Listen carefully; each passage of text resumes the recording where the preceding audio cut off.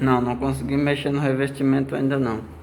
Só que aqui na cozinha nós vamos ter um problema no